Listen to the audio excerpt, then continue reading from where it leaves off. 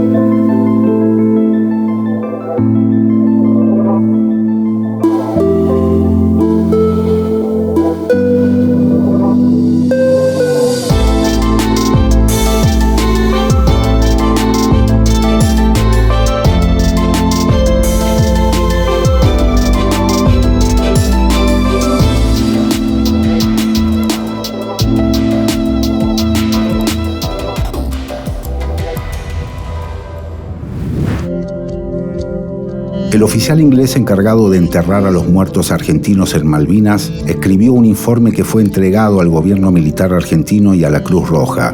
Durante muchos años nadie utilizó esa información. Recién en 2008, el encuentro entre ese ex oficial inglés y un veterano argentino puso en movimiento un proceso de identificación para poner un nombre a las tumbas anónimas. Buen día, amigo. ¿Qué tal? ¿Qué tal? ¿Qué tal? Vamos.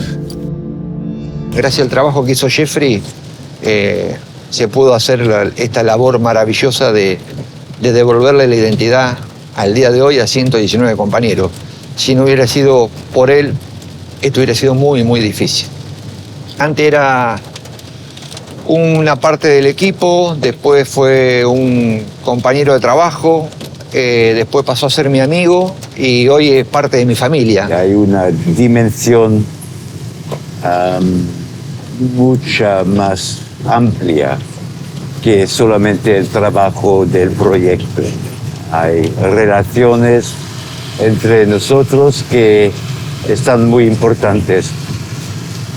Él no es ni Margaret Thatcher ni yo soy Galtieri, somos seres humanos que tenemos los mismos pensamientos, lo único que nos diferencia es que hablamos distinto a veces, pero muchas cosas que coincidimos, entonces nada, es la empatía con el otro, el amor con el otro.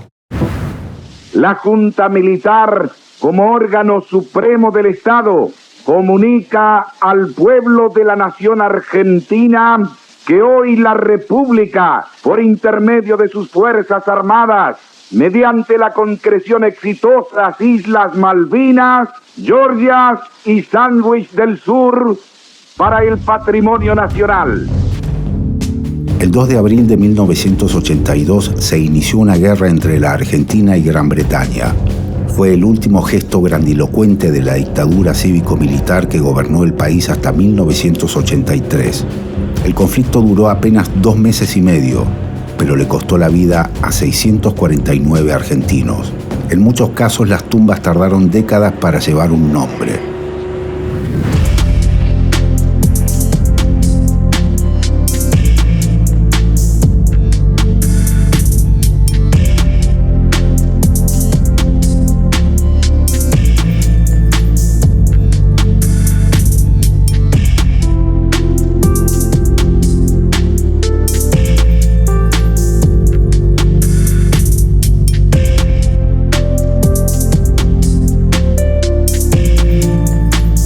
Se cumplen 40 años de Malvinas. Empecemos por qué sentís vos con esta fecha, qué te pasa con este día, con este aniversario. Son fechas que los argentinos que tenemos que hacer un gran ejercicio de la memoria. ¿Qué nos pasó?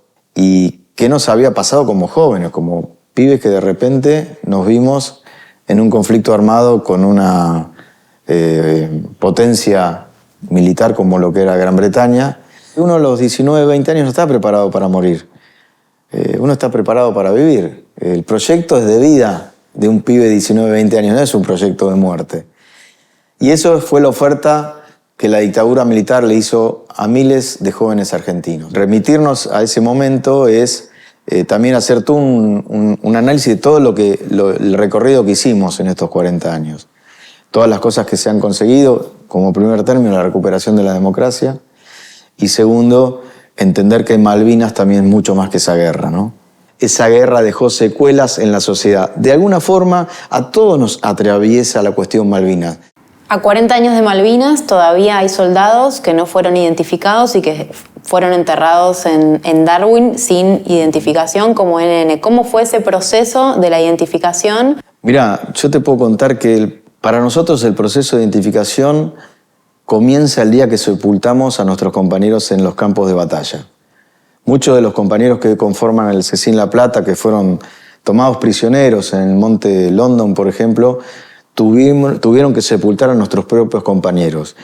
Y esas imágenes imborrables de ese momento tan particular que les tocó vivir, siempre quedaron grabadas después, durante muchos años, en qué había pasado con cada uno de ellos. Ya en el año 87, 88, habíamos tomado contacto con el incipiente grupo del EAF, el equipo argentino de antropología forense. Y ellos nos hacen una devolución en un informe que sí que era posible en un futuro hacer esa cuestión. Cuando volvimos a Malvinas y empezamos a recorrer ese cementerio, y no veíamos muchos de los nombres de nuestros compañeros. Imagínate que, para darte un ejemplo, el Regimiento 7, donde hicimos el servicio militar, es la unidad que más caídos tiene en Malvinas, 36 muertos. Y solamente 6 estaban identificados. Y es así que iniciamos un largo recorrido, vinculándolos también con las familias que volvían a Malvinas y no encontraban el nombre de su ser querido.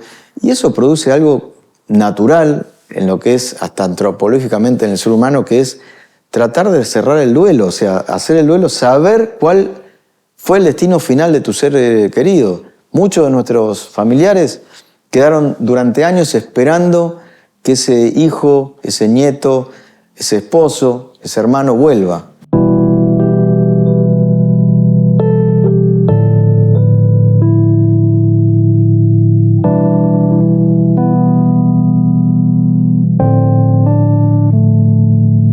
Estamos frente a un aniversario, 40 años de la Guerra de Malvinas. A vos te tocó cubrir en ese momento. ¿Qué recuerdos y qué te pasa con esta fecha en particular? Yo tenía 23 años durante la guerra. Por lo tanto, me tocó desde muchos lugares. Primero porque estaba en el hotel donde salían los pilotos al combate. Donde cuando empezó a transcurrir la guerra, empezaste a darte cuenta que la persona que había comido con vos la noche anterior no volvía.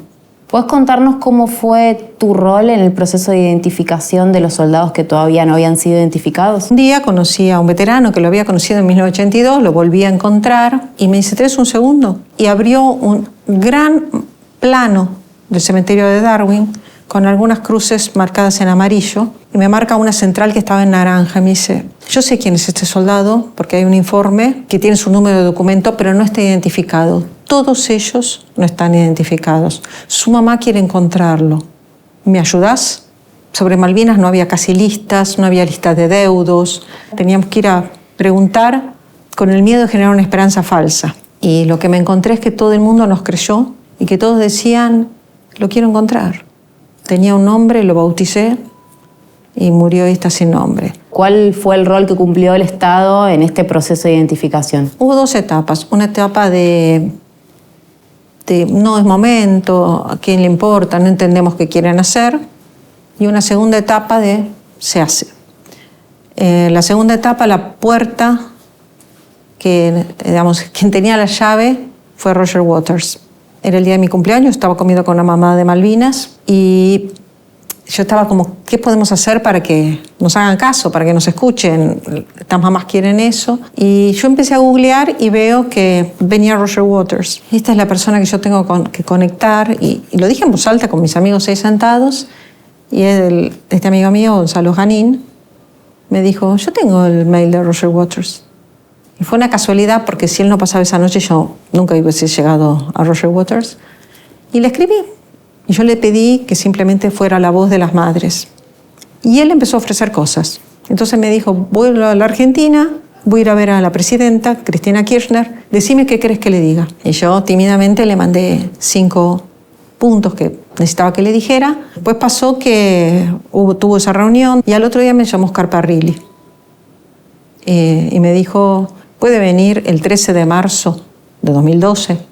A verme a la Casa de Gobierno. Le dije, voy el día que sea, a la hora que quiera.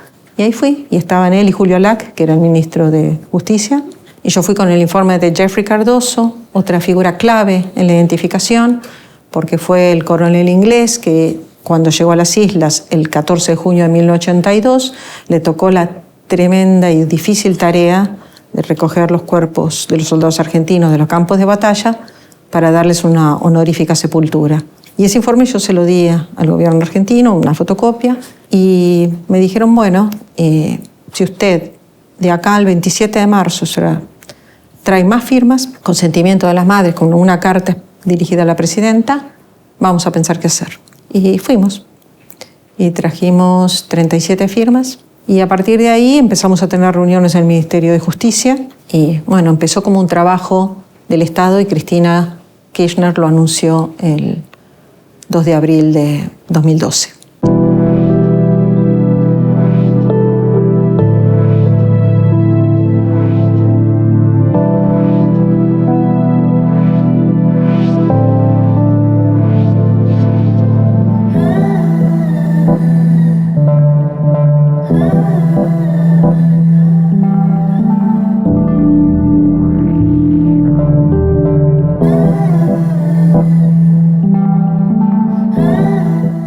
La línea del tiempo.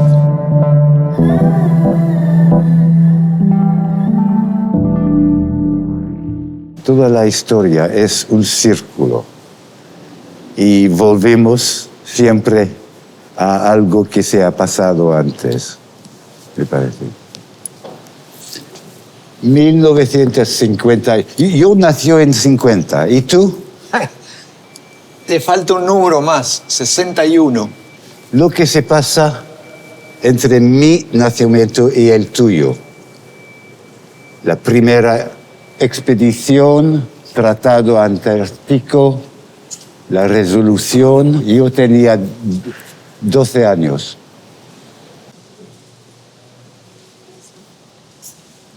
acá, entre acá y acá, que empezaba a hacer el servicio militar. ¿Y no antes? Antes sí, pero a mí me tocó en esa época. Sí, claro. Esta fecha fue difícil. Esta fecha... ¿El 1 de mayo? Sí.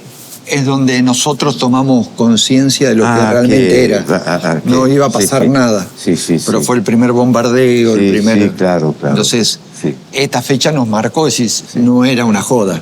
El peor día de todos, más allá de algunos en particular, el mío fue este.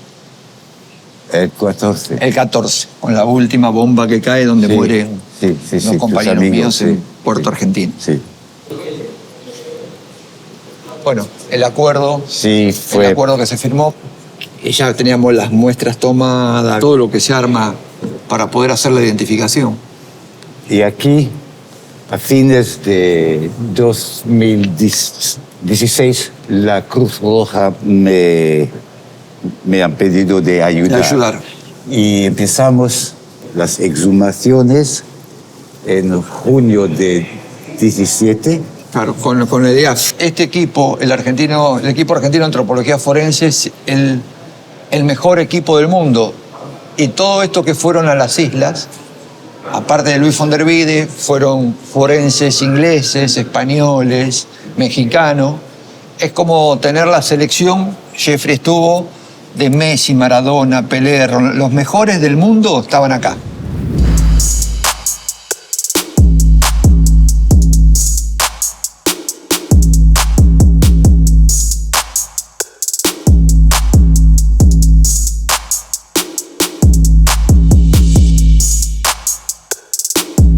Martín, estamos en La Leonesa. ¿Qué vinieron a hacer acá? Vinimos en representación del Estado Nacional a entregarle a 2 familias de héroes argentinos que descansan en el cementerio de Darwin el informe final que confirma la identificación tanto de los héroes Juan Carlos Trepo como Marciano Verón, que están identificados fruto del trabajo que se viene desarrollando en el Plan Proyecto Humanitario que fue lanzado en el año 2012 y que finaliza, si se quiere, se corona con el momento en que se le entrega a las familias que solicitaron la identificación el informe final que confirma con una certeza del 99,9% que los restos de su familiar están descansando en el cementerio de Darwin. Virginia, ¿cuál es el rol que tiene el equipo argentino de antropología forense en este plan proyecto humanitario? Fuimos parte de la primera etapa, que fue la etapa de entrevistas, de búsqueda de familiares, entrevistas, toma de muestra. También fue parte de la misión forense que se realizó en las islas, el trabajo de procesamiento y análisis de laboratorio, ¿sí?, de los restos y de las muestras de los familiares, y también fue parte del momento de la entrega de los resultados a las familias. En el momento que deciden dar la muestra, tomamos una gotita de sangre, de ADN, y ahí nos comprometemos a llevarles a ellos el resultado, que puede ser la identificación, puede ser la exclusión, que es una certeza de que no está, o hay casos que faltan, pocos casos que han faltado elementos, y ahí buscamos más familia para ampliar la muestra. Para mí la cuestión absolutamente central de este trabajo es seguir los tiempos y la lógica del duelo. Aporta justamente eso, aporta una certeza, ya sea que esté identificado o que no esté en Darwin. ¿Sí? Eso es una certeza que nosotros tenemos la posibilidad de otorgar, y a partir de allí se actualiza y eso permite el despliegue de un trabajo de duelo. Tengamos en cuenta que ya el contactar a la familia después de tantos años, ya eso es una situación que genera un efecto que hay que soportar. Y en algunas familias hay resistencia, porque en ese proceso hubo quienes se negaban o decidían no dar esa muestra de ADN, esa gotita de sangre. ¿Por qué se da eso? Múltiples causas. A veces uno se olvida que en la guerra pasan situaciones que en tiempos de paz no podemos imaginar. Entonces, los que llegan traen versiones, que explotó una bomba, que cayó en el mar, y la familia se queda con la información que en general los compañeros y amigos dieron. Esa es una posibilidad. Después han habido enormes resistencias por la falta de información respecto a los alcances y límites del trabajo nuestro. En la medida en que empezamos a avanzar, a ganarnos la confianza de las familias y han visto cómo el trabajo se fue desplegando, la verdad que al día de hoy nos hemos ganado la confianza de todo el universo Malvinas.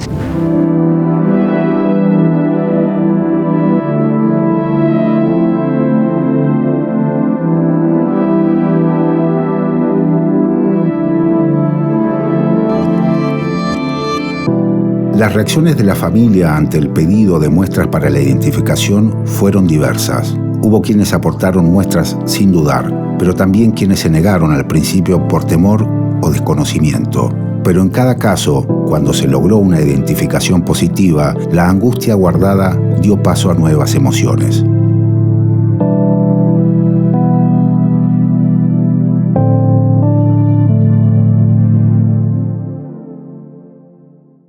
¿Quién era Marcelo?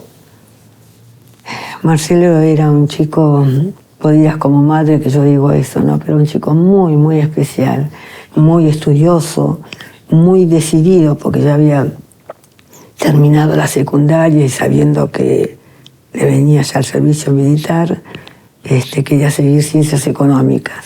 ¿Y qué supieron sobre cómo fue la muerte de Dani?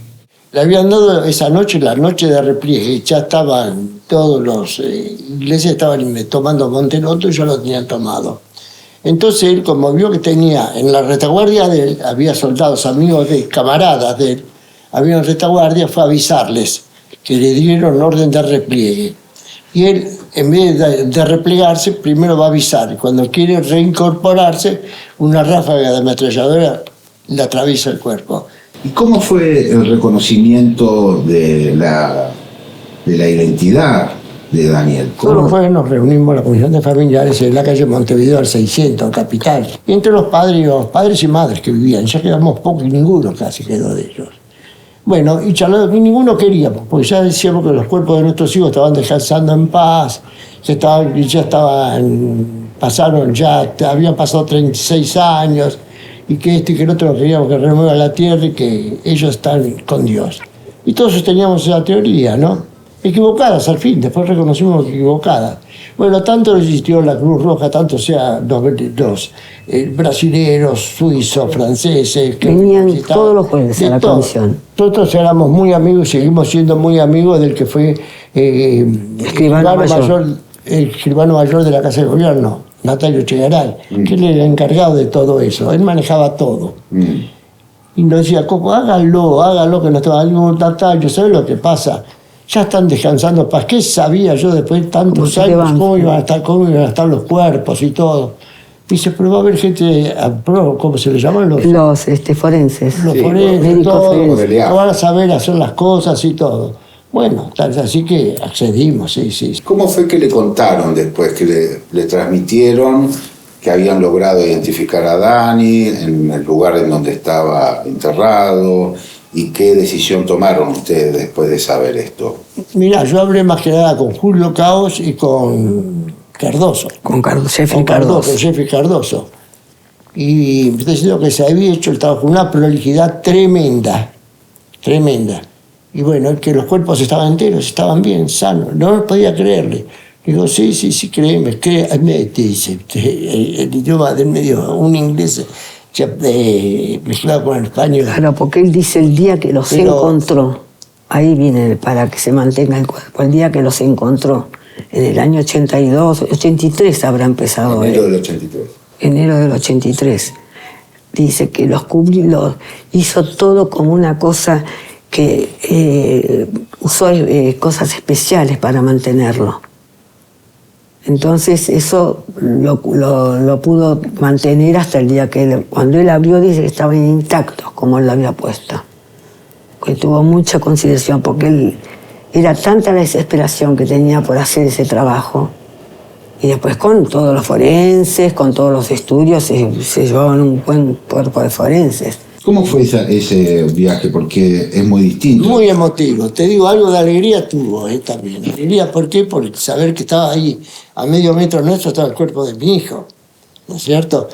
Y mi esposa le entró a contar todo lo que se pasaron estos 36 años, lo que habíamos pasado, cómo estaba su cruz favorito, que era Banfield. De las chicas. Le hablábamos de las hermanas, de todo. Una conversación parecería de padre ahí, muy como si duro. tuviésemos que estaba escuchándonos, ¿no?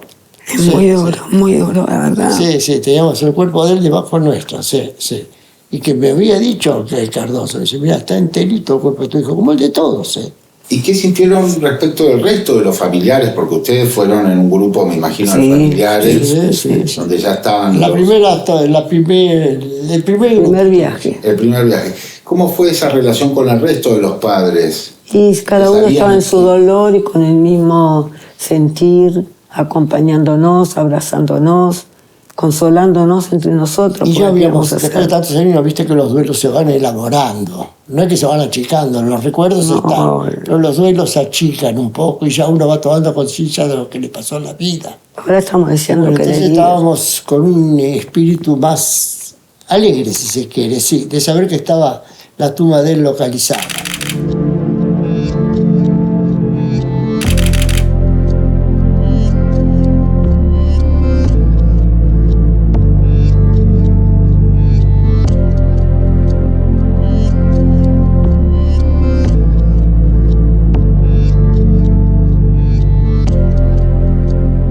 ¿Vivió en algún momento, Jeffrey, en Malvinas, usted?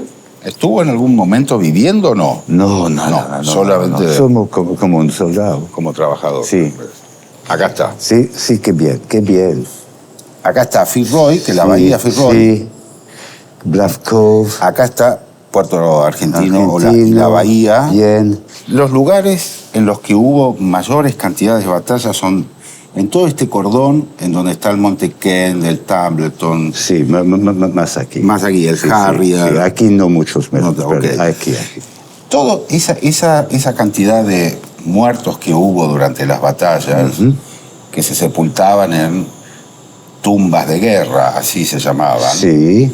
¿Cómo fue el recorrido que usted hizo en estos lugares que fueron los de mayor densidad de muertos? Sí, había también el cementerio de Puerto Argentino, en Stanley. Y ahí estaban enterrados los hombres que cayeron, los argentinos que cayeron antes de que los ingleses vinieron.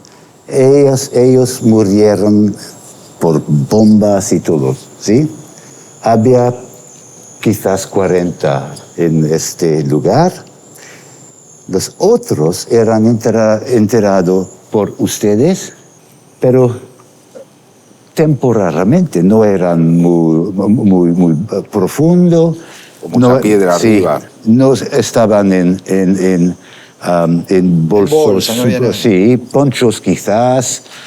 Y hay personas que no están tan contentos que nosotros han cambiado estas tumbas para trasladar los chicos argentinos, los soldados, hasta Darwin.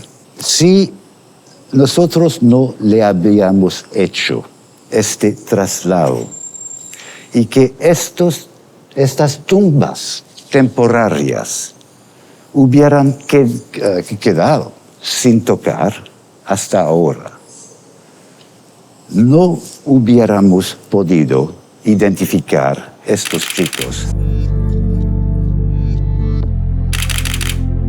La Cruz Roja Internacional y el equipo argentino de antropología forense trabajaron en conjunto en el plan Proyecto Humanitario, con identificación positiva en 119 casos.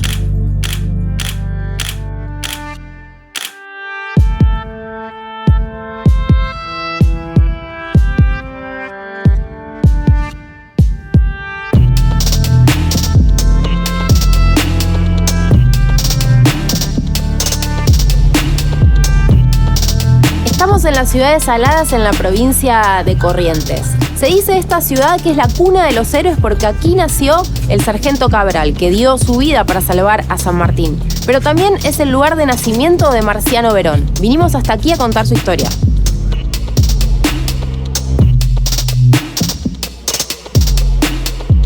Contanos, Jesús, ¿quién era tu hermano? Nosotros nos criamos acá en el campo, así que no, sin luz, sin nada, como dice, sin cocina, sin heladera, sin televisión, todo. Y bueno, él hizo el servicio militar y de ahí se enganchó a Gendarmería. ¿Y a dónde lo asignaron? Porque no estaba acá cerca. Se fue a Curuzú. Primero. Sí, ahí. Y de ahí se fue a Córdoba.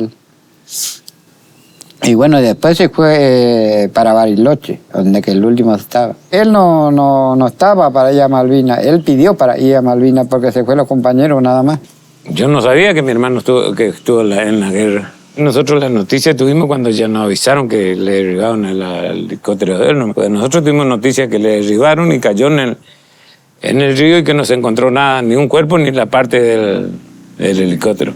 Hasta 2017-2018 ustedes no continuaron la búsqueda porque creían que Marciano estaba en el mar. ¿Cómo fue ese primer contacto? ¿Se acuerdan quién vino a golpearles la puerta y consultar si estaban dispuestos a hacer el ADN? Y fue gente de Buenos Aires que llamó. Y después siguió, siempre nos decía que seguían buscando, que seguían yendo y así hasta que apareció un señor y dijo que había enterrado unos cuerpos en una fosa. Y bueno, y el año pasado dijo que había eso, que había para reconocer esos cuerpos. Y sí, dio positivo. Yo, antes de morirme, yo quiero saber si es posible. Cuando se digan, le digo, yo ojalá que sea, le digo, porque que Dios le ilumine y que sea, para por lo menos yo saber, ya le digo. Quizás ya más por mi hijo ya. ¿Y vos qué pensás de la guerra de Malvinas? Ayudó mucho el pueblo. Y lo que pasa es que nos ayudó fue el que está con ellos, los jefes, vamos a decir. Todo eso no le llegó. No le llegó, nada. Ellos hablaban que sí, que estaban bien, que no. Ya le digo, y ya nosotros ya estábamos ya, por lo que dijeron, ya los otros ya estaban ya jodidos, ya como dice, ya no tenían nada. ¿Ya? ¿Galtieri era? Sí. Y bueno, yo ese de verdad que una bronca le tengo porque él como jefe dice que a veces le hacía alto el juego que ellos no podían tirar, ¿viste? O sea que como dicen, le mataban, si le tenía que matar, le mataban sin poder tirar ellos. Los mandaron a morir. Sí, le mandaron, eso es lo que quiero decir. ¿Qué siente usted cuando ve que hay una plaza con el nombre de su hermano, que hay un recordatorio acá en el museo? Para mí, yo soy feliz que haya así un recuerdo de mi hermano así en la plaza, eso, en el museo, eso, porque como que se acuerdan de él.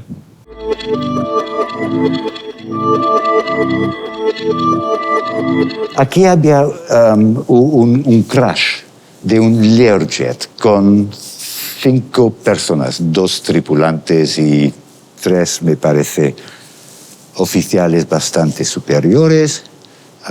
Y fue derribado por un misil, un cohete de un barco inglés. Y cuando empezábamos la segunda fase, o sea, los soldados en esta isla, y yo he caminado por todo el área del crash y he visto un miembro de un cuerpo. Sí. Entonces la decisión era hacer algo para enterrarlos aquí o traerlos a Darwin. Yo no sé hasta este día por qué le han enterrado aquí.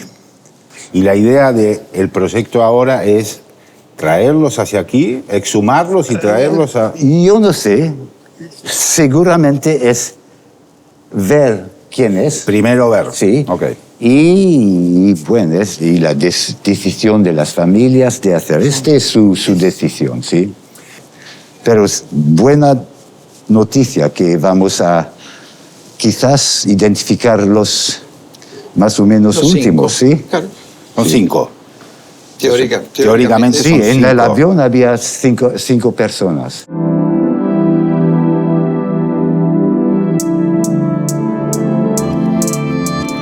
El primer destino fue Saladas, en la provincia de Corrientes. Ahora vamos camino a La Leonesa, en Chaco.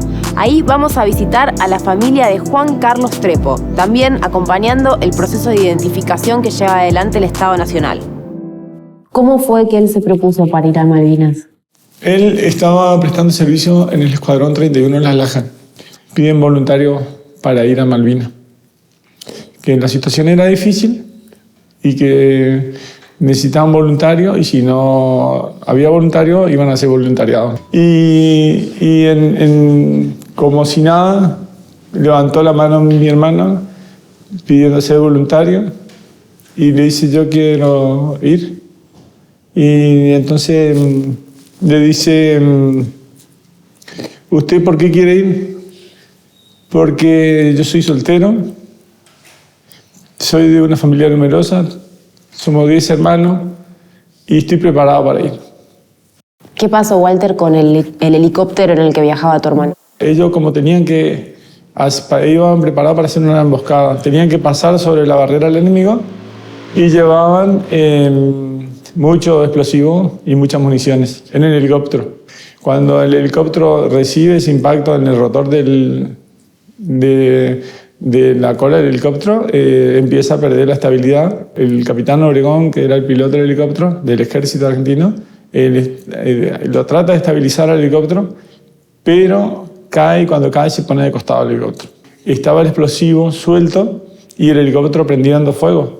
Y cuando llega un momento la temperatura que ellos dicen, no, corramos porque esto explota. Y fue así, cuando lograron tomar una distancia, el helicóptero explotó. Y quedó envuelta en fuego y humo, y por eso es que ellos siempre nos confirmaban que era imposible que alguien pueda sobrevivir a eso.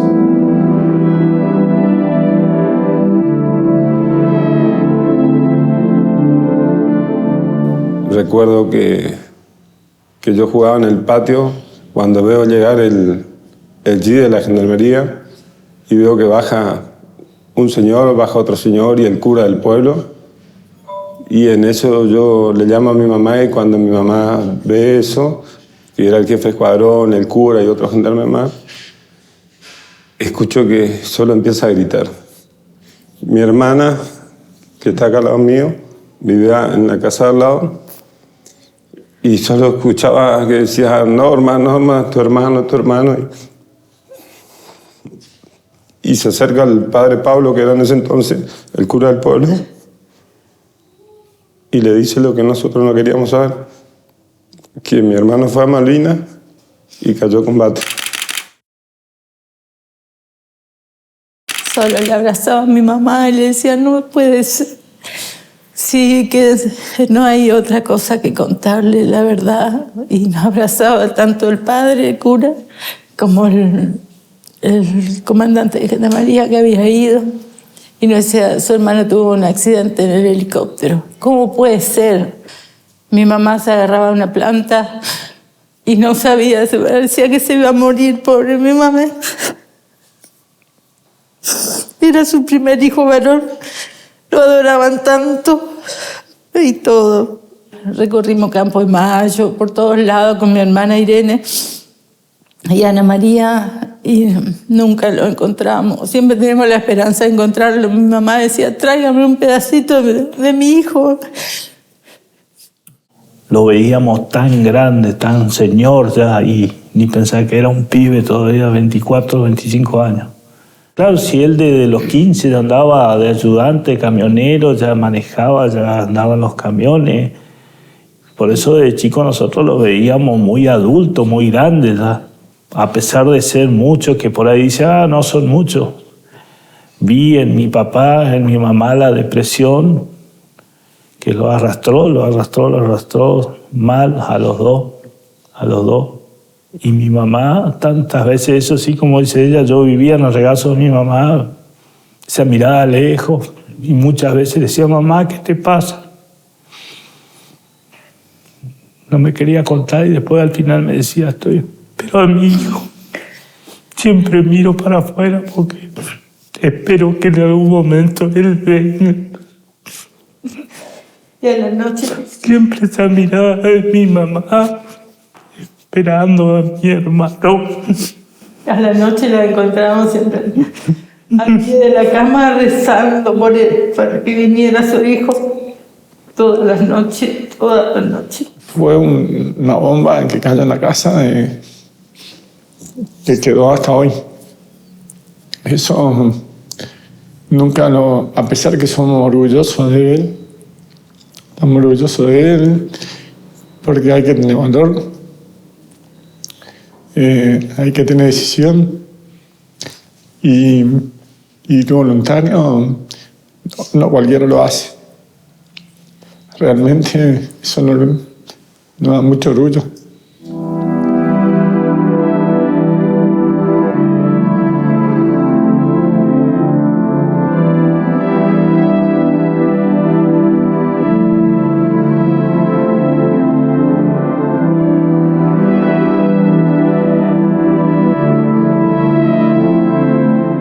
A menudo he oído que los chicos argentinos tenían, 18, 19 años, de la clase de Colimba de 62, 63. Bueno, muy joven, pero soldados son siempre jóvenes.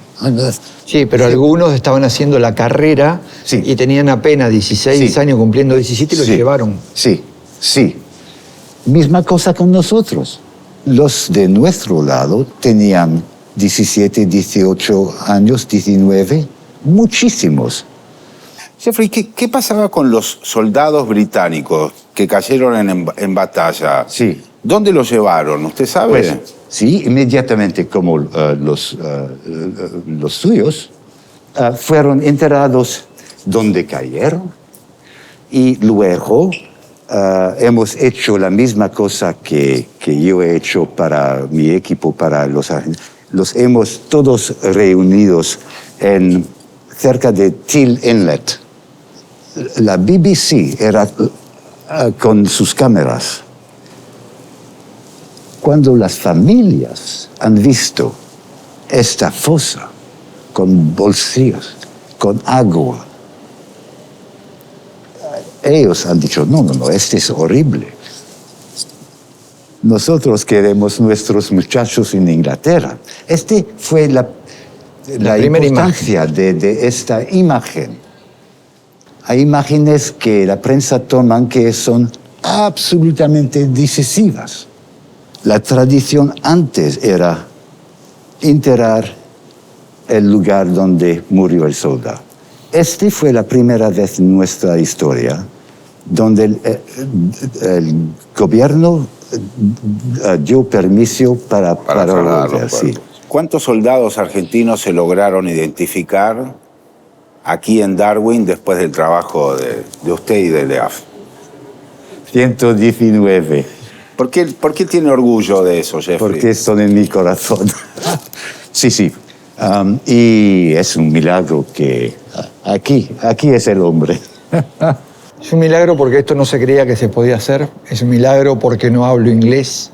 Es un milagro porque viajé a intentar buscar respuestas. Es un milagro que en el camino se cruzara Jeffrey. Previamente viajé el 2 de abril del 2008 y en ese viaje del 2008 encontramos más de 122 placas que decían la leyenda del soldado argentino solo conocidos por Dios y nos propusimos ver de qué manera le podíamos devolver la identidad, porque mi vieja me dijo que no hubiera estado un minuto de su vida sin buscarme. Y así fue que armamos este proyecto, hasta que un día uno de los traductores es Jeffrey, y entre cerveza y cerveza nos cuenta quién era, qué es lo que había hecho, la misión que tenía, y quedamos atónitos con eso. Empezamos a hablar de este proceso con el IAF, con la Cruz Roja Internacional, si era posible, y era posible.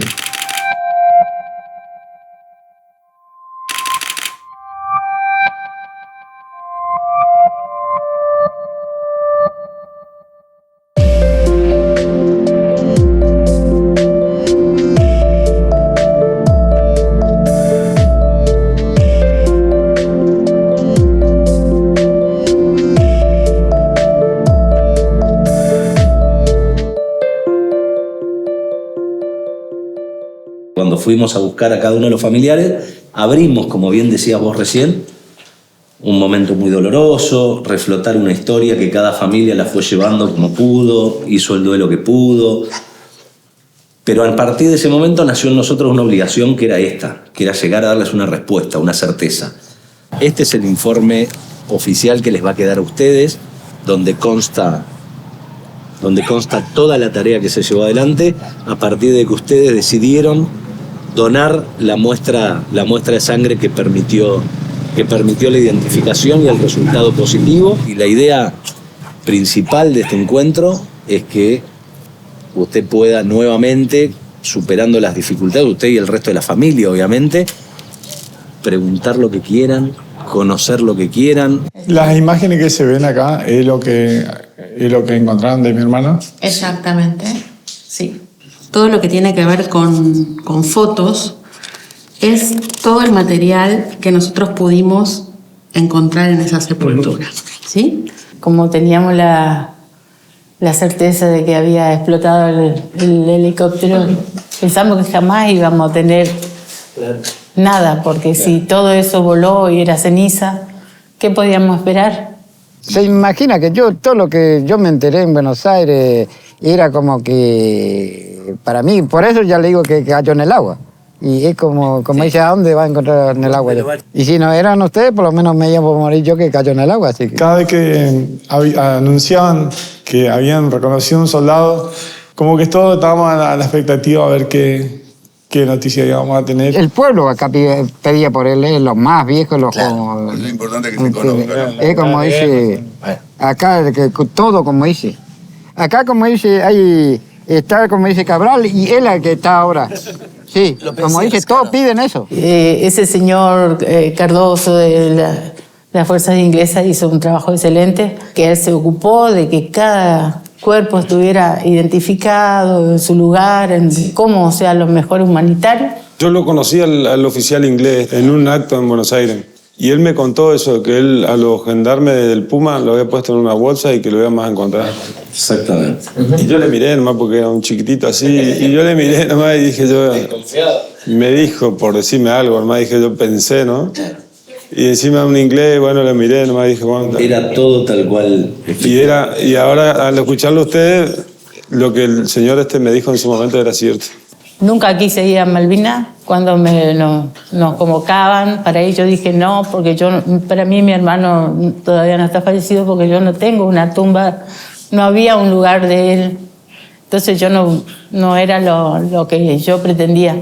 Hoy en día, si llegara a existir la posibilidad de ir, sí me voy a ir, porque ya voy a tener un lugar donde poder llevar unas flores, donde poder llevar un rosario. Estamos con las dificultades de la pandemia, las islas en este momento están cerradas, pero así como se hizo con el primer proyecto humanitario, que todos los familiares pudieron ir a visitar el cementerio Darwin, a poner las nuevas placas con los nombres y la identificación de cada uno, sepan que nosotros, en cuanto la situación sanitaria lo permita, desde el Estado argentino vamos a organizar un viaje, los vamos a invitar, los que quieran ir van a poder ir, así van a poder también verificar y estar frente a esta nueva situación en la que Marciano está identificado en una sepultura individual, separada y correctamente identificada, que eso lo van a poder ver en el informe.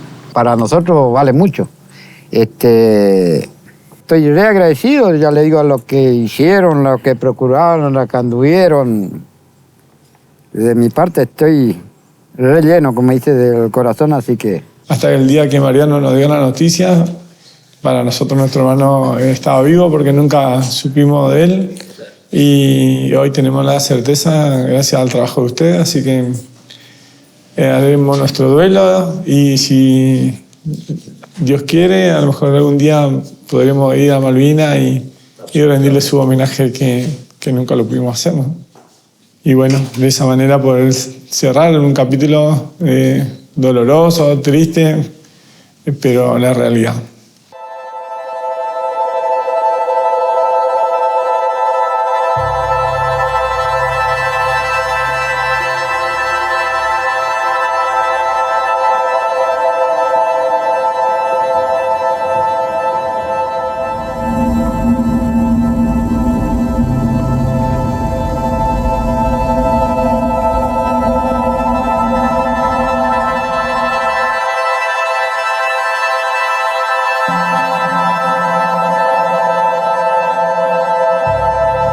La magia del cementerio arranca desde adelante, pero empieza acá. Cuando empezás a transitar todo este camino de piedra. Y cuando llegás acá, que estas son las puertas mágicas, porque una vez que se abren esas tranqueras, es una puerta que te da una tranquilidad y una paz, ahí donde podés empezar a recorrer y a buscar a cada uno de tus compañeros, que definitivamente son todos. Cuando vos los recorrías, eran soldado argentino, soldado argentino, soldado argentino, soldado argentino, soldado argentino. Hoy, gracias al trabajo de Jeffrey, fundamentalmente. Ingresás y te cuesta encontrar la placa que dice soldado argentino solo conocido por Dios. Hoy solamente hay 7 de esas placas y te cuesta encontrarla. Esos 7 compañeros, hasta el último día de nuestras vidas, los vamos a seguir buscando, sobre todo la familia.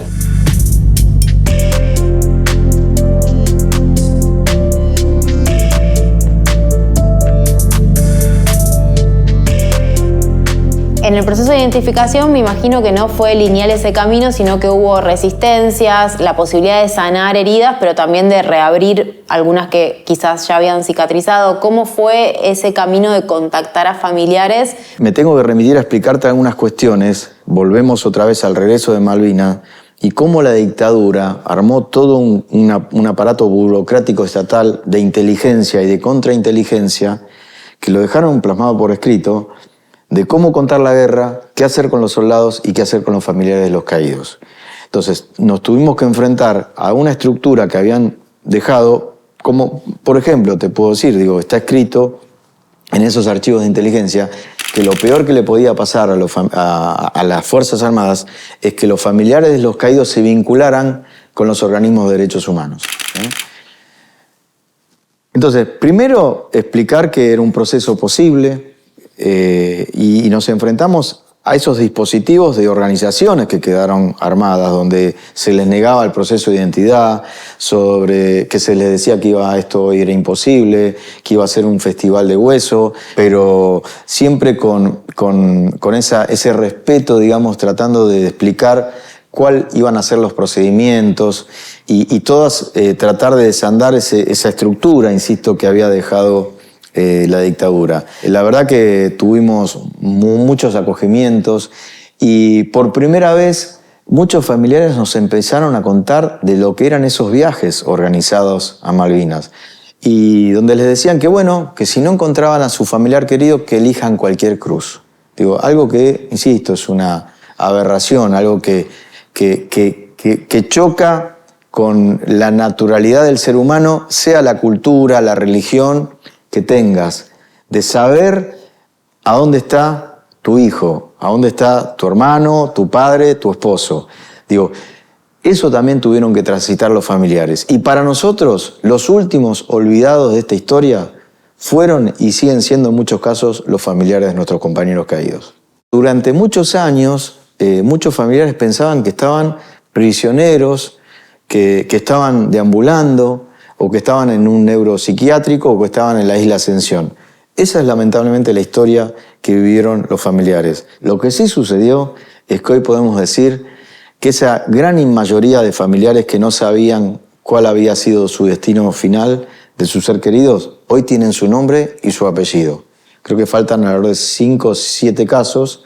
Cualquiera que tenga la oportunidad de volver a Malvinas va a encontrar y rendir un homenaje merecido aquel que perdió la vida nada más y nada menos que, en este caso, defendiendo la soberanía.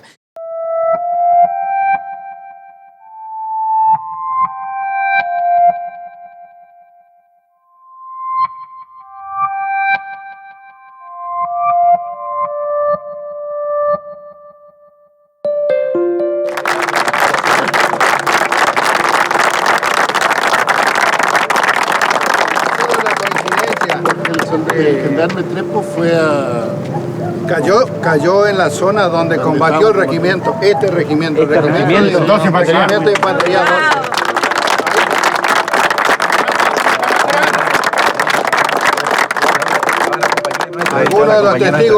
Algunos de estos soldados somos testigos del abatimiento del helicóptero en el que iba el gendarme Trepo. Así que coincide de que nosotros hayamos organizado este encuentro de camaradería. A 40 años de esta gesta nos hemos unido para compartir un asado, un encuentro, de hablar, de comentarnos nuestra historia, nuestra vivencia, nuestras alegrías, nuestros llantos, nuestra historia, pasar un momento juntos entre hermanos. Y bueno, más grato es todavía que podamos rendirle honor, porque nosotros estamos haciéndolo esto no solamente por los que estamos vivos, sino por aquellos únicos héroes que son los que murieron en Malvinas. Por ellos estamos haciendo para tratar de que eso no pase al olvido y que todos los que estamos acá honramos a nuestros caídos. Así que una coincidencia y feliz por esta coincidencia.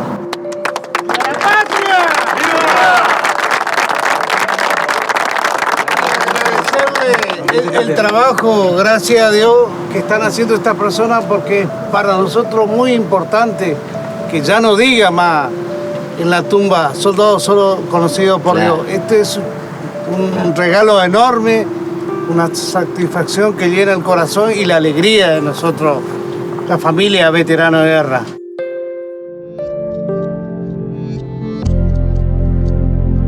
La guerra terminó hace ya 40 años, pero las heridas que dejó siguen cicatrizando. Malvinas no es solo un momento de la historia nacional, es también el presente de muchas historias familiares.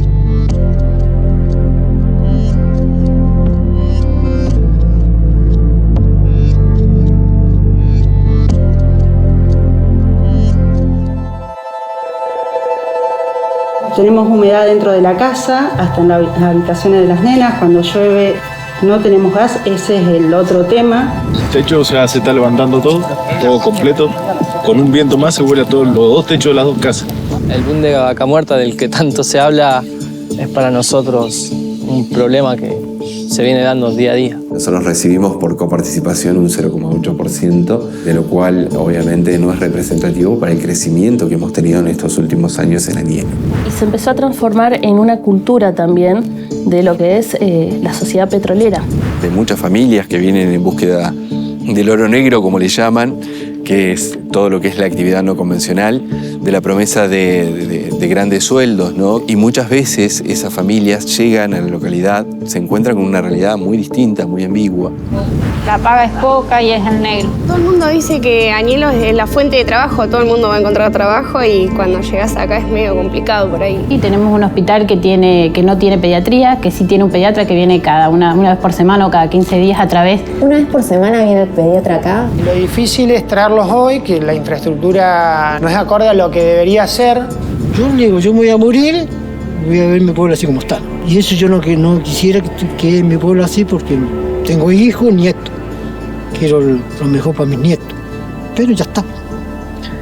Esto no lo compone nadie. A mí, yo me crié acá en Sausal Bonito y que jamás tembló.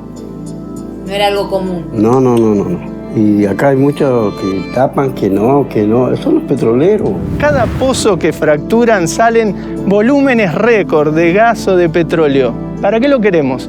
¿Para quiénes?